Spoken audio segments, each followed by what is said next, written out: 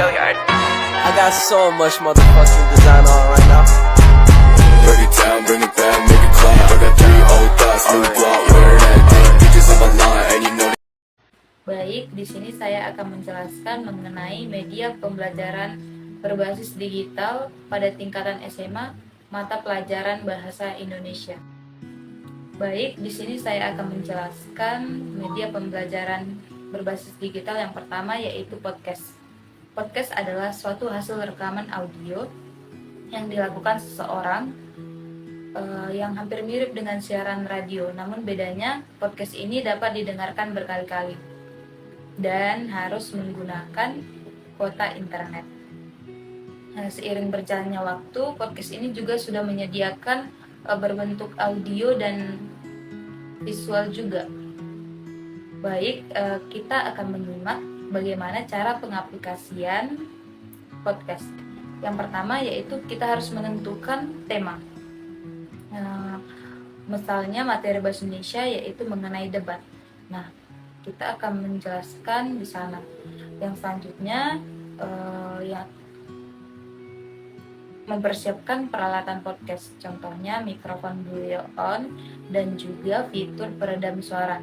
Yang ketiga, membuat konten sesuai tema yang telah ditentukan. Nah, temanya tadi kan tentang debat. Jadi, guru akan merekam materi pembelajaran dan mengunggahnya lalu membagikan link kepada siswa. Yang selanjutnya yaitu menggunakan editing software.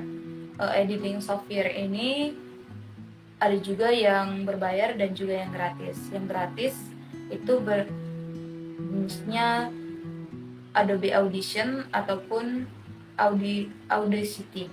Yang selanjutnya yaitu melakukan proses upload. Nah, di proses upload ini kita harus menyertakan judul, seri, deskripsi, dan juga kategori dari podcast. Alasan saya memilih media pembelajaran berbasis digital podcast, yang pertama yaitu adanya variasi. Nah, variasi podcast ada 3. Yang pertama ada interview podcast, yaitu beberapa orang akan berdiskusi mengenai materi tersebut. Yang selanjutnya yaitu solo podcast, dilakukan hanya seseorang. Yang selanjutnya yaitu ada podcast multi host, di mana beberapa orang akan membahas materi tersebut. Yang selanjutnya yaitu mampu meningkatkan akurasi kemampuan membaca. Kemampuan membaca dalam hal ini yaitu siswa dapat mendengarkan materi yang dijelaskan oleh guru melalui podcast tersebut. Yang selanjutnya yaitu melatih stimulasi otak.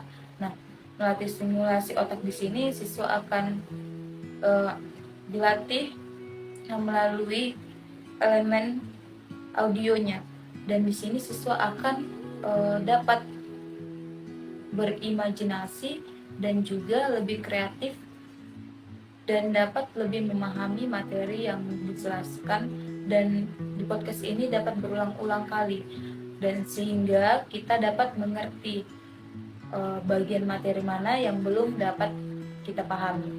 Aplikasi untuk podcast yaitu ada namanya Google Podcast. Media pembelajaran berbasis digital yang kedua yaitu video based learning. Nah, di sini guru memberikan penugasan kepada siswa untuk melakukan suatu video. Misalnya video mengenai materi debat. Siswa akan melakukan video tentang debat. Video tersebut dapat dibantu melalui aplikasi CapCut.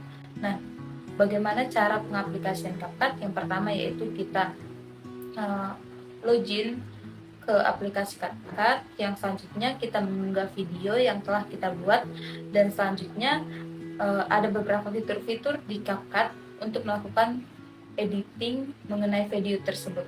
Yang selanjutnya kita mengunggah.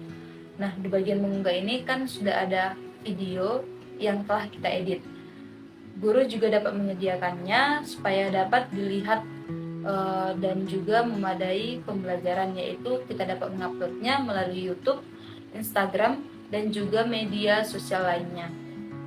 Alasan saya memilih media pembelajaran berbasis digital video based learning Yang pertama yaitu melatih public speaking siswa, yang selanjutnya yaitu mengasah keterampilan siswa dalam pembuatan video baik secara audio dan juga visual.